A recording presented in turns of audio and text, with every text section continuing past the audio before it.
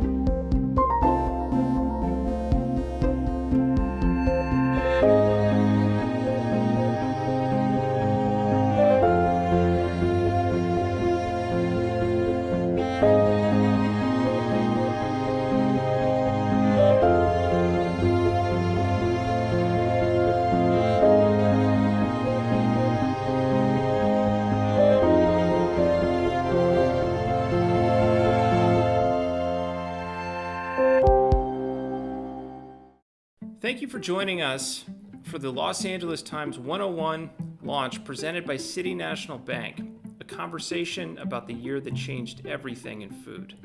I'm Lee Fentress, Vice President of Business Development at the Los Angeles Times.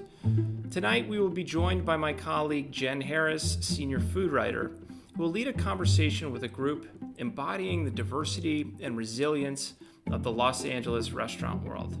And after we've wrapped our program tonight, please be sure to visit the LA Times website, where the Times will be unveiling its annual 101 list, the definitive guide to the 101 best restaurants in Los Angeles, along with people, places, and ideas that define how we eat. You can find it all at latimes.com/101. I'm going to hand things over to Jen Harris and her panel shortly, but before I do that, our friends at City National Bank would like to welcome you with this message. Good evening, everyone, and thank you for joining us for this very special event. On behalf of City National Bank, I am pleased to welcome you tonight to what promises to be an evening filled with great food and interesting conversation. I'm particularly pleased that City National is the presenting sponsor of this series, because it shines a light on the restaurant industry, who have really been hit hard by the pandemic. Restaurants play a critical role in our communities. They're more than just employers and places to eat. They're the places we go when we want to connect with the people we care about and share special moments with them. Restaurants also play a big role in the vitality of our local community, and supporting the local community is incredibly important to all of us at City National. It's in our DNA. Let's raise a glass to this lovely evening and to a time when we will be able to join together again in person to dine in our favourite restaurants. Thanks again and enjoy the evening.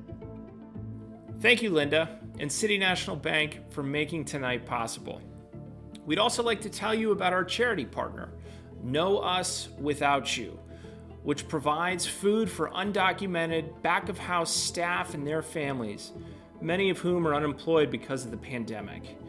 Know Us Without You feeds more than 1,300 families a week by delivering fresh food to the many bussers, dishwashers, line cooks, and others who make up the foundation of the city's restaurant industry.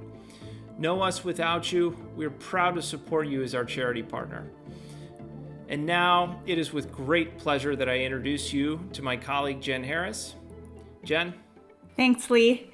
Tonight I am joined by some very distinguished guests. Brianna Valdez, founder of Home State, the Tex-Mex restaurants with several locations here in LA. Greg Doolin, chef and owner of the Doolin Soul Food Restaurant on Crenshaw and 2 other locations in Los Angeles. Ludo Lefebvre, chef and owner of Petit Trois, Ludo Bob, and Ludo Bird. Also joining me is Evan Kleiman, host of the KCRW show Good Food. Hi guys, it's nice to see all of you. Hey, nice to be here. Hi, everyone. Hi.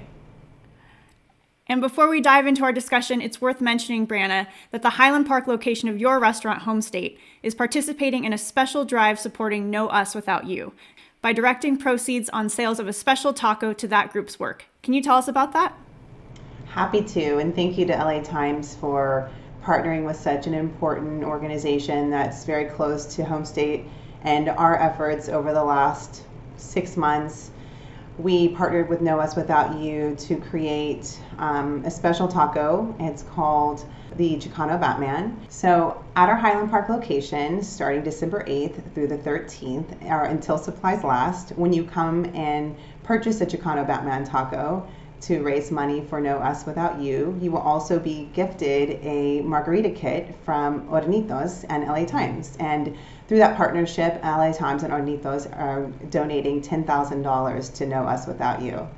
So this year's list is obviously different from other years where we've done a celebration of the 101 best restaurants in LA. For this year, we wanted to celebrate excellence and tenacity with an overall theme of resilience. Restaurants and food people are the most resilient people I've ever met and had the pleasure of working with, but you can only do so much.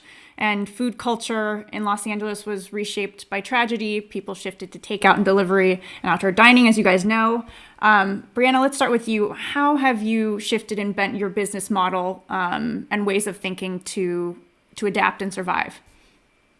Thank you. I agree with you. This industry is incredibly resilient, and just by sheer matter of survival, we've had to pivot a few times throughout the year. And the first pivot was just shutting our dining rooms and only allowing guests to order online. And then we did another pivot where we cut off all third-party deliveries because we weren't sure about the safety, and started our own delivery system. So that was something we'd never done before, is coordinating the logistics of delivery in-house. And I think that's been something that we've all had to deal with in a way that we never really thought we'd have to wear this big tech hat and have to navigate, how to order and process so much online.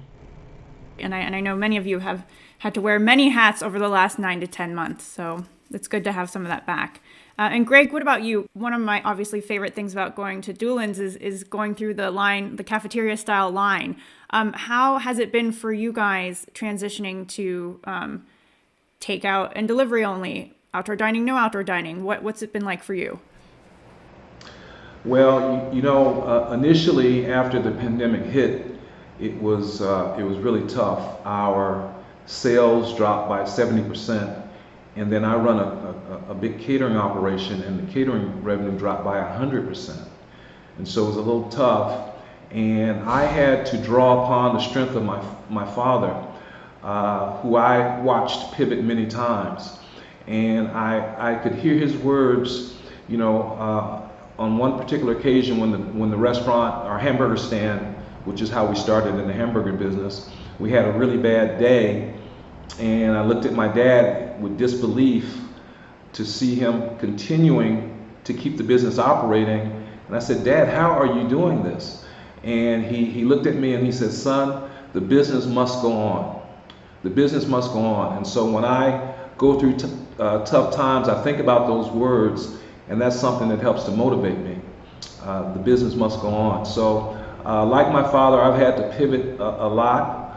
In my 36 years in business, and although this is the toughest, this one was pretty tough, but we experienced just different changes.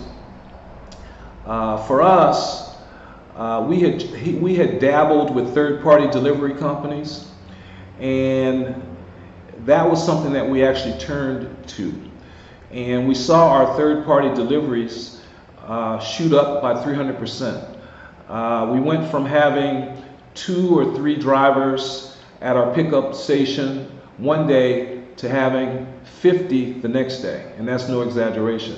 And so we were overrun, we were overwhelmed, and with our clientele, we have a lot of seniors and older customers who turned to the third-party delivery because they were scared to come out. And so it was a nightmare at first trying to manage all of those changes. But everything kind of leveled out, and we have been blessed to have a very supportive customer base. Our customers are actually going out of their way to support us. And then almost immediately after the pandemic hit, City Councilman Marquise Harris Dawson initiated a senior meal program. And we were lucky enough to be one of the restaurants chosen to provide senior meals in the 8th Council District. And so I went from being a restaurateur one day to being a delivery driver delivering senior meals the next. So I personally delivered meals to seniors in my neighborhood. And the funny thing about it is, as I delivered the meals, I realized I knew everybody. And so, as I would go to the home and ring the doorbell, before I could get back in my car, because it was a no contact delivery, they would be saying, "Hey Greg, how are you, Greg? Hey Greg." These were all my customers because my deliveries were all adjacent to my restaurant. And so the senior meal program is one of the ways we pivoted. I mentioned the catering business disintegrating by 100%.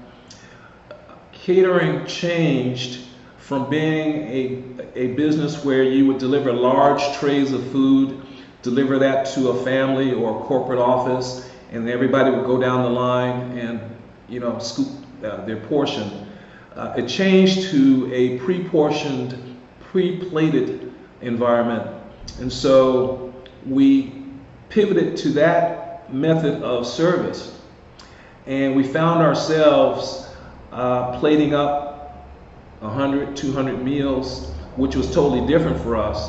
It was very challenging, but we got good at it. And so with the senior meal program, we had to pre-plate all the meals individually and then take them to the homes individually. So that was something that we did to pivot. It's been tough, but now we have graduated and we're part of the Mayor's Great Plates program, and we are partnered with another 30 restaurants, and I've heard that combined we've delivered more than 2 million meals to seniors in the city of Los Angeles. In partnership with the taxi company. The taxi companies are in partnership with the restaurants and with the city, and it's a beautiful thing. A couple of days a week, you have taxis come up, and we've gotten really good at this, and so we plate the meals and then we put them in individual boxes in thermal bags with ice, seal them. It looks really professional. We take that out to the taxis. The taxis then take it to the homes of the seniors, and thereby 2 industries are being helped by the Mayor's Great Plates program, and I can't tell you how much we all appreciate it. We really appreciate that program because that has been a lifeline for many of us. Many of us would not be here were it not for that program. So we've had to do other things. We've shortened our hours. We close on Mondays now. We're a little tighter on our budgets and things like that. But fortunately, we have not had to lay off a lot of our employees. And so we've been able to keep everybody working, so we're very, very proud of that fact. So it's been tough, but we're hanging in there. The big change was that we were approached by an organization called World Central Kitchen, and they arranged for us to serve meals in the community. And together with World Central Kitchen, Doolan's has served over 40,000 meals to families and people in need in the city of Los Angeles. And so that has been. I had to mention that because World Central Kitchen is an incredible organization. And Ludo, I know that's an organization that you've worked with a lot too. And Trois Mec was one of my favorite restaurants. Petit Trois, one of my favorite restaurants. How has it been for you transitioning, doing French bistro as takeout, working with World Central Kitchen? What has it been like for you? Look, during this pandemic, I have no choice to close Trois Mec, my Michelin star restaurant. Didn't want to put, I would say, fancy food in the box or serving food outside on the parking lot with a Michelin star restaurant, so I have no choice to close the restaurant and rebrand the location by doing a kebab concept. Now we are doing a kebab concept at the old place of Trois Mec. I did a lot of work with the World Central Kitchen. It's an amazing organization, and I did that for almost 4 months. Like 300 meals a day to 400 meals a day. What amazing organization. Really saved my business. I mean, helped me to pay my rent, keep my staff. Yeah. I mean, it was amazing to work with World Central Kitchen. The sad thing is I have no choice to close Trois Mec, and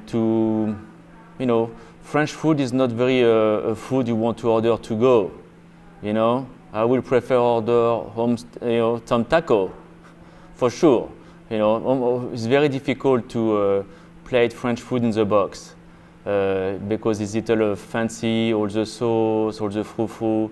So we changed a little bit the concept of Petit Trois, and we decided to do a good store, more like a French épicerie, where we're selling vegetable, meat, fish, everything I have in the restaurant, I sell it. Everything. It can be the flour, but take the bread, do breadcrumbs, everything. So I pivot the concept by doing a good store, and actually work very well now. People are really supporting us a lot, and I'm very thankful for that. But I'll be honest with you, Jen, I was not trained for that. And it's very challenging every day. You need to think outside the box. I'm tired to see box every day. Boxing the food is just it's just exhausting. I was not trained for that. And but we have no choice. We want to survive, so you need to be very creative and really think outside the box. And I'm going to do next week a Ludo Bird at Petit Trois. So I have a fried chicken restaurant, so I'm going to do fried chicken sandwich coming from Petit Trois. I'm going to do Ludo Bab, the kebab concept in Petit Trois the Valley. You just want to try everything to survive, and if it don't work, you change, you try something else.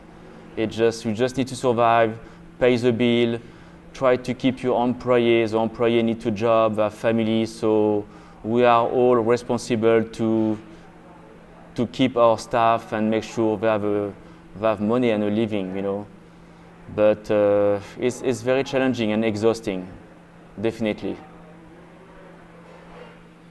Yeah, I'm sure, and I'm inspired by any restaurant that's open right now, and all of you on the call. But Evan, is there a specific new venture or pivot that you've come across or learned about that you found especially inspiring? Well, I just think, like you, the fact that people are open and not crawled up in a corner sobbing 24 hours a day, to me is unbelievable. I know what the stress of the restaurant business is without this situation that everyone's been flung into. So to me, the resilience of everyone in the business has just been phenomenal.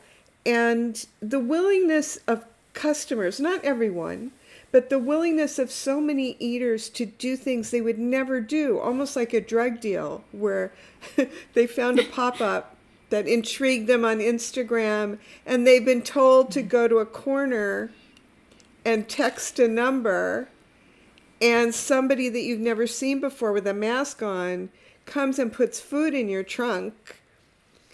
When would we have ever imagined that we would be doing such things? But, so many young chefs, young cooks who have been furloughed or have been on unemployment are looking for gigs to try and survive and make their rent.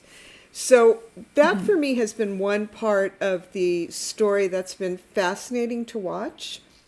And the fact that people are willing to go and up to people's homes and maybe eat in a driveway or in their car outside someone's home to get a great burrito.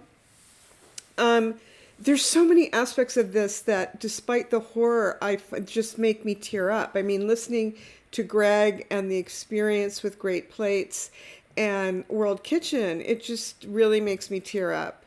And then with Ludo, you know, I've been one of those people who's been just super, super cautious because I'm older and I have diabetes and so I haven't gone out that much for takeout food. I've cooked mostly. But when I went out, I decided, okay, I'm sick of my own food.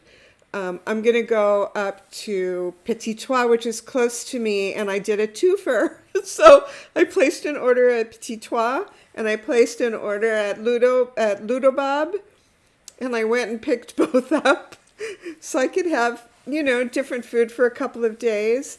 And I just want to also give a shout out to Brianna in Home State, who during this whole thing and all of these pivots participated in KCRW's tortilla contest, which we do with now called LA Times columnist Gustavo Arellano, and Home State won. So to also be focused on this, to be focused on that while dealing with everything else is just really something. You know, as a radio show, we too had to pivot. Just a combination of the pandemic and then the racial uprisings, we had to change how we were covering food in America and the world. We had to look at things a little differently. And one of the things that we did is we created a new segment that airs weekly called In the Weeds, in which we basically hand over the mic and you don't hear my voice. And it's a restaurateur talking about their experience during this period of time. And we've highlighted Mayura and Anjak Thai and Hop Woo, Bridgetown Roti, different people who have stories much like Brianna and Ludo and Greg's right here. You know, everybody has a story during this time, and each story that's told kind of just fills in another little bit of the mosaic that one day hopefully we'll look back on and be inspired by. Yeah, I mean, and that's, you know, In the Weeds is such a great new segment that you guys launched. And again, the fact that you guys are open, the fact that you're doing a radio show, the fact that life is going on right now is inspiring. So what's so strange for us is, you know, we recently have this new multi-million-dollar building, and, you know, since the pandemic began, there's only 15 people in a time in that building. All of us are doing all of our sound work, all of our radio work from home, using our iPhones and tiny little microphones. And it's so odd, but it's fine, you know? I mean, those moments when I get to connect with someone in Scotland, like yesterday, or in London or in New York, and know that we're all experiencing some version of the same thing, and we are all having our own like personal emotional pivots. I find it very comforting, and it really allows me to feel less alone. Mm-hmm. Definitely, yeah. And I want to talk a little bit more, going back just a little bit, about pop-ups and testing out new concepts during this time. I mean, Greg, you and Kim Prince recently designed and decided to launch a food truck. Usually, you know, people test out a concept with a food truck, then they open a full bricks and mortar. You guys kind of went the other way. Can you talk to us a little bit about what was behind that decision? Well, yes. So Kim Prince is my business partner in Hotville Chicken, which is becoming a famous restaurant here in Los Angeles. Thanks partly to you, Jen, and the LA Times. Thank you for that. And we are, we're trying to think outside the box. We're trying to pivot. And we came up with a concept of doing a dual branded food truck that will feature both brands, not at the same time, but it will allow us to take the food out to communities where we're maybe not as well known, and to present our brands. Hotville Chicken, which is one of the most popular restaurants in Los Angeles right now, will be well represented with a food truck that can travel anywhere in Southern California and beyond. And there are a lot of areas where soul food is not that prevalent, and we'll be able to take the food truck there and service, let people try soul food. But since I talked to you last, Jen, what you don't know is that we added a support truck. And so we're going to have a cold prep truck to support the hot food truck. And so now we'll have a dual branded truck, two trucks to go out, and we'll be able to basically, it'll become a restaurant on wheels. We'll be able to do just about everything with the two truck combination that we can do in one of our restaurants. And so we're hoping to, get contracts and things like that. And we're hoping to be able to do our pre-plated catering. Again, I mentioned that catering now requires all meals to be singular plated. And so with this combination of vehicles, we'll be able to do that at a company's headquarters or at a hospital or at a school. And we're hoping that will be something that will help us pivot and to make it through this process and beyond. Good. Okay, everyone look out for those trucks. Go ahead, One Evan. of the things I would like to say is, one thing that really struck me too is the collaboration between chefs and restaurateurs that's happened during this period of time. Whereas before, people would just be siloed in their spaces, just, grinding it out like normal, everybody on their own sort of PR path and doing their own level of hospitality. But I've seen so much sort of binding together, and particularly because of the lobbying effort that's had to happen with the government to get some kind of relief, which hasn't been on the way yet. And I think a lot of restaurateurs have found comfort in getting closer to their colleagues. And out of that, there's all different kinds of levels of collaboration happening throughout Southern California. And it'll be really interesting to see in the after times what that brings forth. How does that bloom? How are people able to sort of attenuate their risk by partnering with other people? I think it's really smart. I think you're going to see in the future people possibly sharing space together, sharing kitchens, doing a dual branded restaurant in a single space, sharing staff and equipment and accountants, if you will, to give both concepts a better chance to survive. The restaurant industry is under such pressure now with rents and things like that and higher costs, that I think that might be one of the evolutions that we see going forward with people. I'm already seeing it, and I'm already practicing it. And let's actually talk about neighborhood restaurants for a minute, because so as much as there is a really tight-knit, amazing restaurant community amongst chefs and other restaurant owners, I feel like, whether it's Petit Trois, Home State, Doolin's, and Evan, your restaurant that you had before, I mean, they are and were essential parts of their respective communities. This is a question for each of you. Ludo, I can start with you. What does it mean to be a neighborhood restaurant now in the middle of a pandemic? I mean, what it means, I mean, you get a lot of support from the local. I mean, when we reopen Petit Trois Hollywood, we are just busy right away.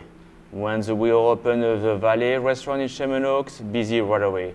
The support of people was amazing. It was really all the local come to the restaurant and really support us and be there one time a week. I was surprised. People came to support us. Like I say, one time a week, some people 2 times a week. People like really no want to see us die. They want to keep their little restaurant in the neighborhood, and it's pretty magical to have this feeling when you own a restaurant and you have everybody in the neighborhood come to support you. I mean, the business was great before we shut down last week. I mean, my business was amazing. I was very happy about the business in both locations of Petit Trois before the shutdown again. And I know, Brianna and Greg, you kind of touched on this a little bit earlier, but how do you keep that connection with customers alive, kind of behind a mask, standing 6 feet apart via a takeout box? What are some of the things that you guys are doing to keep that neighborhood community vibe going? Well, Greg, go ahead.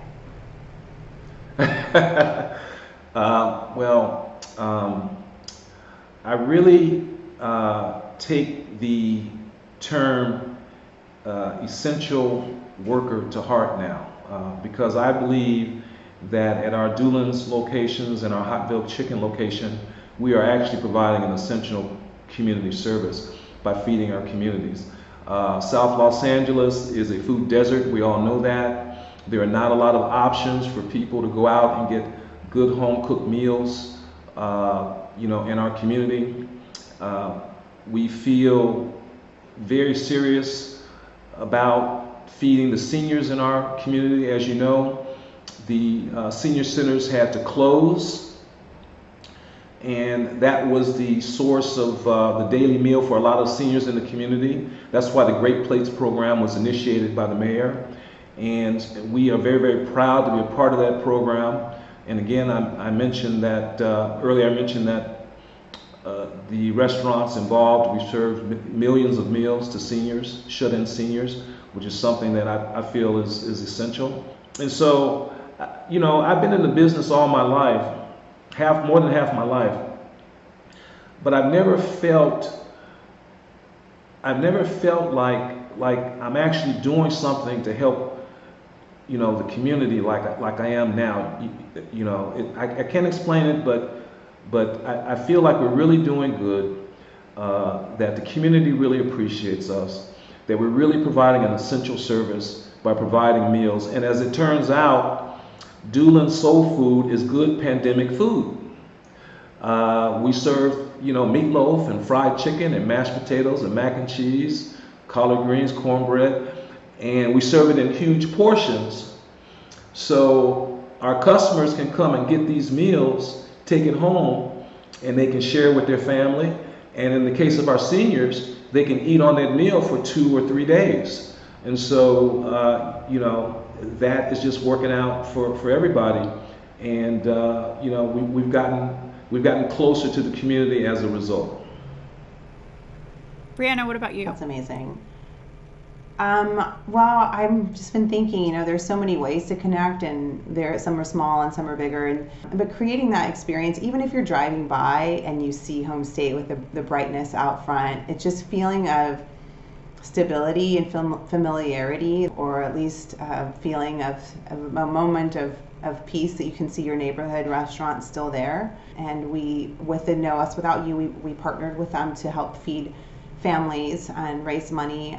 They're located in Boyle Heights, and then we thought, well, we also need to reach out to another community. We would reach out to the Watts Empowerment Center, and we've really just been so inspired by what they're doing to create a sense of stability in their own neighborhood with creating safe learning environments, providing school supplies and food, and just finding ways to serve. And then we really wanted to connect with our even more local neighborhoods, so we started looking at those opportunities, and we reached out to Monte Vista Elementary School, and definitely, there's need everywhere, right? So the families, we spoke with the principal, and we identified how many families were food insecure, and every week we drop off a box of food for those families, and it's enough to make a few meals, and they can count on that. And those are people that live in the nearby streets surrounding, the Highland Park restaurant, and then also reached out to the community fridges that have popped up around the city that are so also innovative and resourceful. But that's been a really great innovation and something we're proud to be a part of. And then just thinking about like how we have been able at Home State to sell margaritas and palomas to go during this time, to speak to Evan's point earlier about things that we never thought we'd be able to do or see. I mean, that's been a huge part of how our restaurant at Highland Park and our Playa Vista location has been able to stay afloat. I mean, for me, everything that I'm hearing from everyone, I think all the time about what is it that makes a city? What is Los Angeles? Is it the actual streets? Is it all the cars? No, it's the people. And where do people congregate when they're not at home and they're not at work? Restaurants and bars and clubs that serve food, all of these places are third spaces, places where people can come together and laugh or cry, tell their girlfriends their latest terrible experience with a boyfriend, or a family can go celebrate a birthday, or just have a nice decompressed moment after a day at work. It's really incalculable, the amount of culture, texture, and humanity that restaurants provide in everywhere throughout the country. There's something deeper than just the exchange of the food that you feel the lack of. It's this lack of interaction, these small interactions that happen throughout the day, throughout the week, that add up and that give you a sense of identity within your own city. Yeah, I think having the importance of restaurants going well beyond feeding people also speaks to how, I guess, your roles as restaurant owners, as chefs, as radio hosts, writers, has shifted during this time. What is the role of a restaurant owner now? What is the role of a chef? What do you see as your new role going forward, Ludo? My new role now. Wow, my new role now as a chef. Yes. Now, my new role. It's a very good question, Jen. Thank you very much. I think, now, my new role now, yes. I'm doing a good store, that's what I'm doing now. But I will say my responsibility now for me is to make sure I don't lose my staff, to make sure I keep open my business, to make sure I can provide a living for my staff. It's really to stay open for the people who work for me for a long time, and I have an amazing team with me, and I don't want to lose my team. That's my rule now. I'm just really keep the restaurant open now, more for my staff than more for me. Because I would love to go to a hibernation. Like I would love to close the restaurant and just come back, when all this thing is finished. Because it's just tiring to work like that. But I cannot do that because I have people around me. I'm successful because these people. And it's my responsibility to keep the business going and going and going. I need to be creative, think outside the box, and provide them some jobs, thing to do. Before the pandemic, with just all my restaurants, I have like 90 employees, 90 people, you know. And now, I mean, of course, I have less. You know, I furlough some people decide to leave, but all the people who stay with me, it's my responsibility to give them a job and to make sure I can provide them revenue and they can support their family. I think that's my new role now for me as a chef. Now, I mean, you know, because now the restaurants are not open now, so it's even more difficult now than before, just with the outdoor dining room, you know what I mean? So yeah, I feel a lot of responsibility, you know, I feel a lot of responsibility to keep the door open of the restaurant and to support my amazing team with me and try to keep them on salary. That's the way I feel, you know, as a chef now. I'm not feeling as screaming in the kitchen anymore. Not anymore now. I'm very quiet. That's very interesting. Yes, Evan, you can learn. I don't scream anymore. I don't. No, but you know, that's the way I feel, you know. Oh, Greg, you do? Is that what you're saying? From time to time. And Evan, what about you? You know, Bill Addison refers to you as the motherboard of culinary Los Angeles in this new 101 list, which I love so much.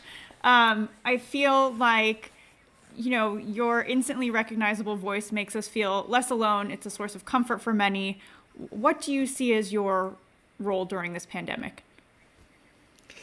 Well, it's interesting because, you know, I always have thought of myself as I'm like an interlocutor. I'm always on air in the service of someone else, right? It's my job to find a guest that I think will be interesting to our listeners and then do all the research I need to do so I can have a conversation to let them shine. And but I have found the need during this period of time to speak more directly in my own voice to listeners. And I've gotten feedback that people find that very comforting, which makes me feel good. Also, you know, when you do a show and you have a certain number of segments every week, you edit just by making the choice of who you choose to highlight. You're making an editing decision. And I think that this pandemic and the racial uprising both gave us an opportunity to really look at those choices and to open ourselves up more to allow more people who don't get covered to speak. And that's been very, very important for us, really important. And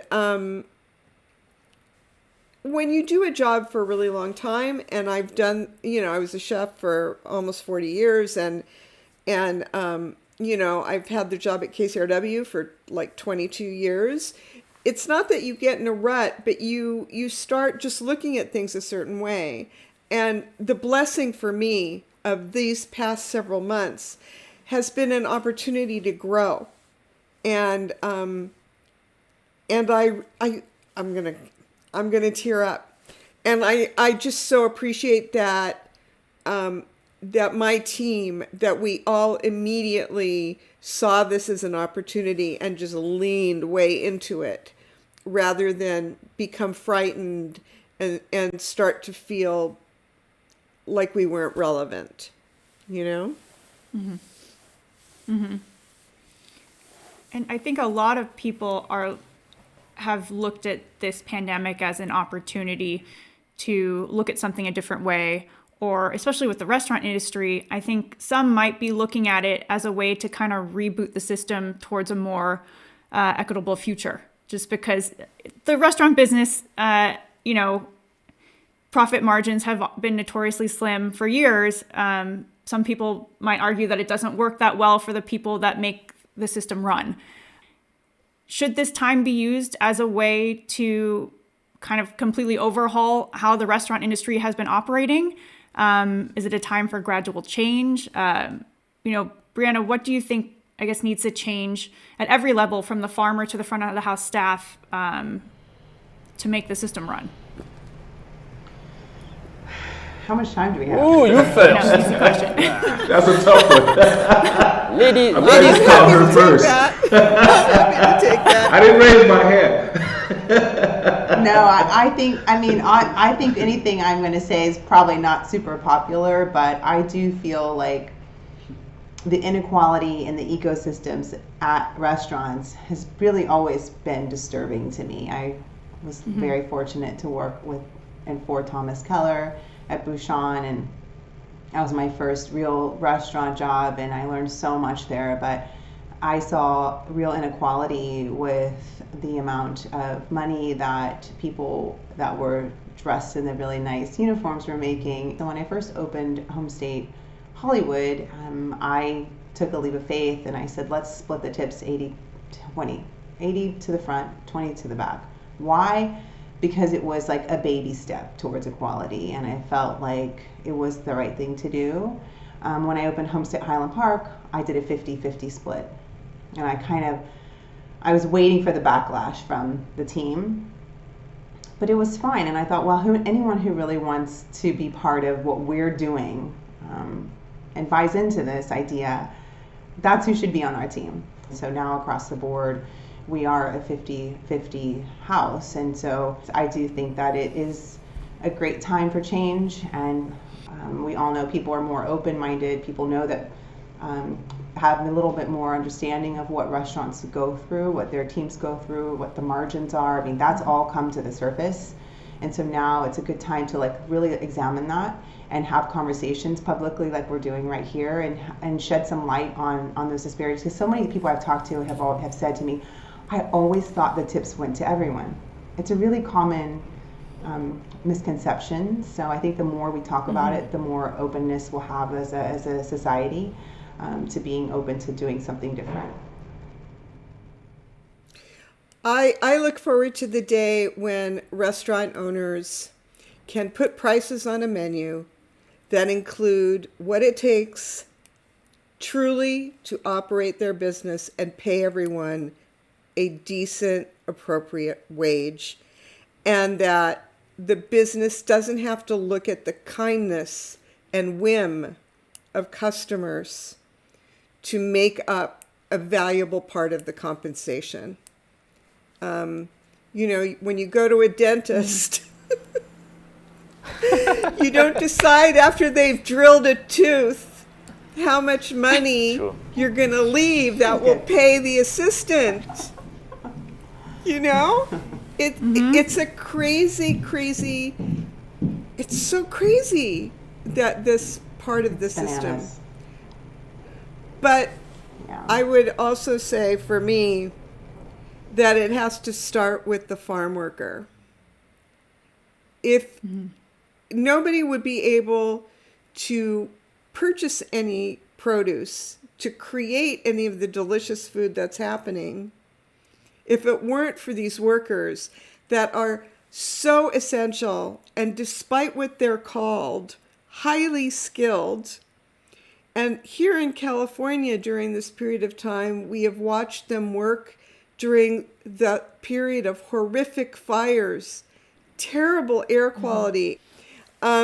So until we recognize that the people who grow and harvest our food are absolutely essential to the health, well-being, and economy of the country, and give them immigration status that shows that and pays them a wage that shows that. That for me is fundamental, truly fundamental. Okay, let me ask you guys about finding comfort during this time, because even as some of the city's most beloved restaurants announce permanent closures, temporary closures, I hope that it's still possible to find a place or a dish that makes you feel like you're where you're supposed to be, that makes you feel like home. what has that dish or place been for each of you? Ludo, we can start with you. I mean, my favorite restaurant, the restaurant I miss the most, actually it's closed now. It closed, I think, last year. It was called Baru. I love the restaurant called Baru. You remember Baru? I mean, for me, it was yes, so, of course. the flavor was so unique. I mean, it was just flavor I didn't know before. The combination, the texture, everything. I'm missing a lot a Baru restaurant. That was very, I mean, and during this pandemic, I mean, you know, Jen, I'll be honest with you, I don't go out that much. I'm always in my restaurant or in my house. So, But Ludo, I'll be honest with you. Ludo, you find a great deal of comfort cooking with your son, don't you? Mm-hmm. Yeah, I mean, I cook with my family, with my son most of the time, but I don't go out that much. I don't like to go out that much because after when I taste the food to the other chef, it confuses me, my creativity. I'm confused after because I like these things, so I don't want to copy the other chef because I want to cook that. So I like to go out, but not that much. I like to Ludo, stay Ludo. But comfortable, I mean, yeah, I mean, it's more for me to be in my house with my family, you know, and cook with my son. Would you have an answer? You did. Something I missed. Okay, sorry. You did great. You did great. You did great. Okay, you did great. Greg, I'm going to go to you. Well, this is going to sound crazy, but just about, I have to get out because I went, starting in March, I worked every day for like 3 or 4 months, just trying to keep things going. But I find comfort at the original El Cholo restaurant on Western. I get the same thing. I've gotten the same thing for years. The number one plate, cheese enchilada, ground beef taco. They know my order, and I ping pong between El Cholo, the original, and they set up this great dining situation on the parking lot.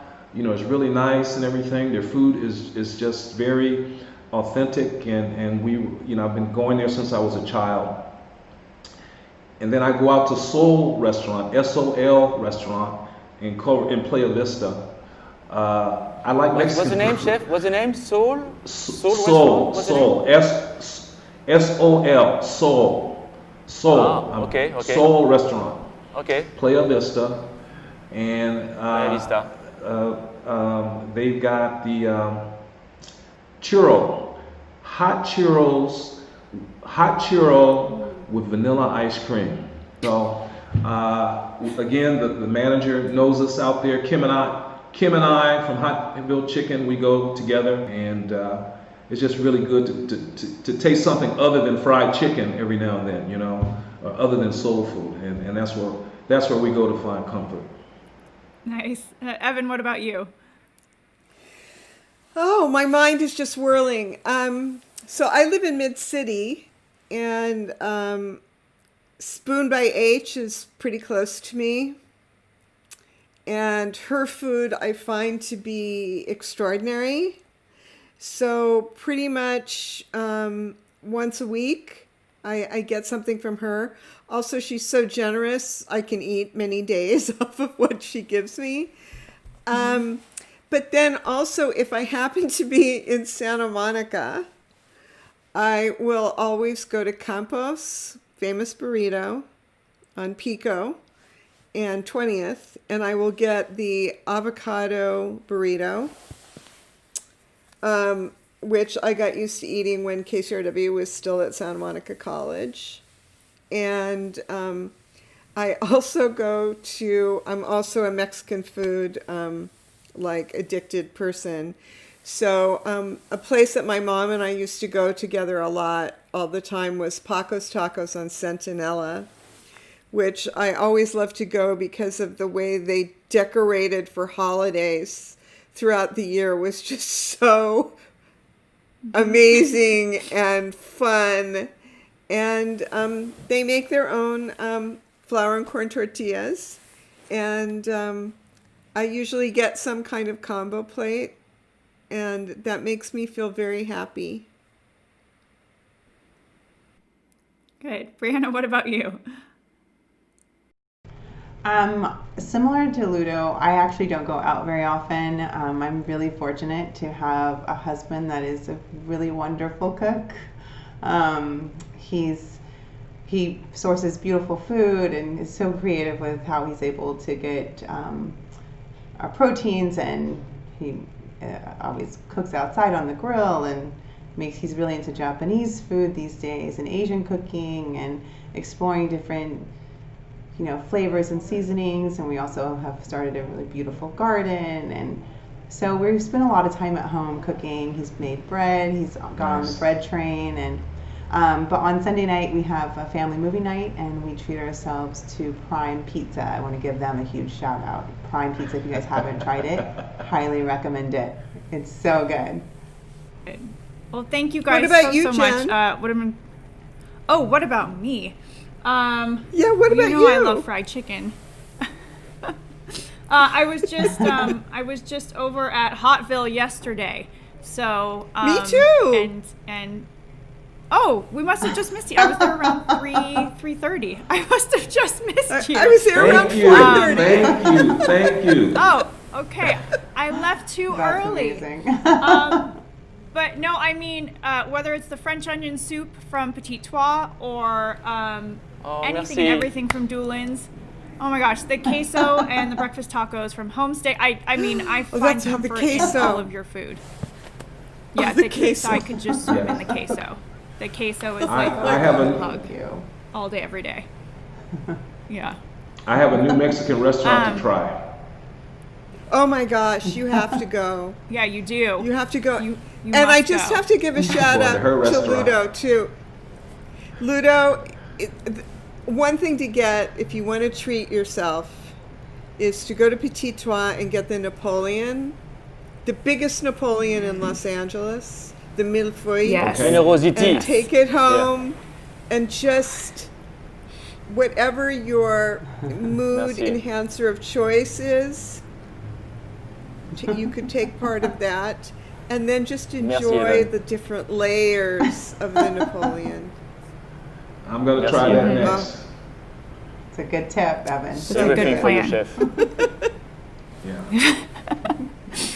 Yeah. Well, thank you guys so much. What an incredible and difficult year this has been for each of you. I want to thank you guys for taking the time to talk with me and share your stories of triumph and inspiration.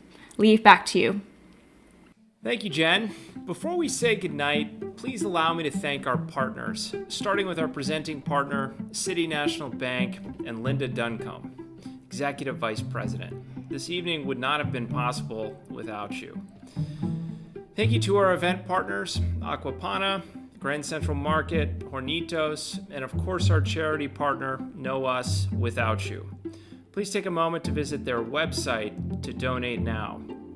And a reminder that visitors to the Highland Park Homestay restaurant can support Know Us Without You by trying one of the restaurant's special Chicano Batman tacos. Proceeds on sales of the taco support Know Us Without You's good work. And starting December 8th, visitors will also have a chance to pick up a free margarita cocktail kit, courtesy of our sponsor, Hornitos. Finally, we'd like to be sure you know about our curated menus from LA Times food critics Bill Addison and Patricia Escarcega.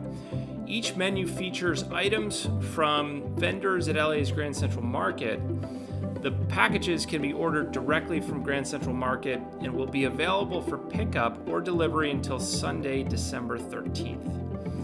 I'm Lee Fentress with the LA Times. We're so glad you joined us, and we hope you had as much fun as we did. We invite you to head over to the LA Times website, where you'll find our 101 list of the best restaurants of Los Angeles, along with the people, places, and ideas that define how we eat. That's latimes.com/101.